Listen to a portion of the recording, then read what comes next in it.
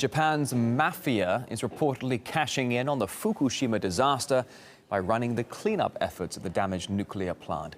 The workers complain of being understaffed and mistreated by contractors who think nothing of throwing them into the areas of high risk and high radiation.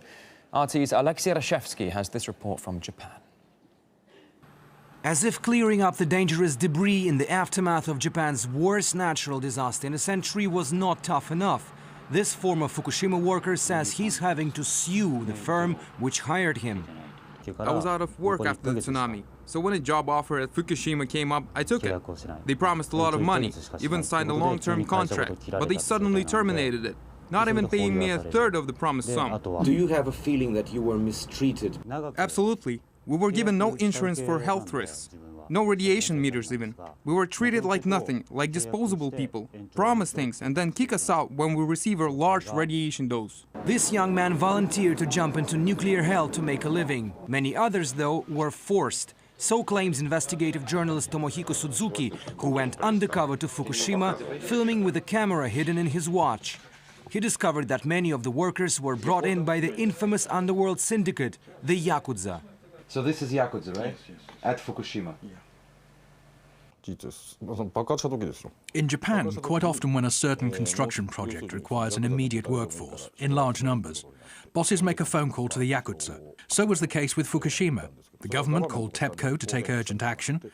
TEPCO relayed it to subcontractors, and they, eventually, as they had a shortage of available workers, called the Yakuza for help. But Fukushima is no ordinary construction site. The workers drawn to the power plant by the Yakuza, mostly with gambling debts to the organization or family obligations, often had absolutely no idea what they were dealing with. They were given very general info about radiation, and most were not even given radiation meters. They could have exposed themselves to large doses without even knowing it. Even the so-called Fukushima 50, the first group of workers sent there immediately after the disaster, at least 3 of them were enrolled by the Yakuza. Suzuki published details of what he says is solid evidence, but TEPCO officials remain defiant that any mistreatment or organized crime involvement is taking place. We're doing everything to ensure our workers operate in safe conditions.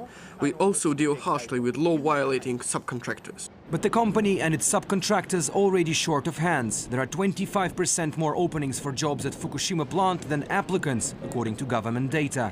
Gaps filled, says Suzuki, by the homeless, the desperately unemployed, and even those with mental disabilities.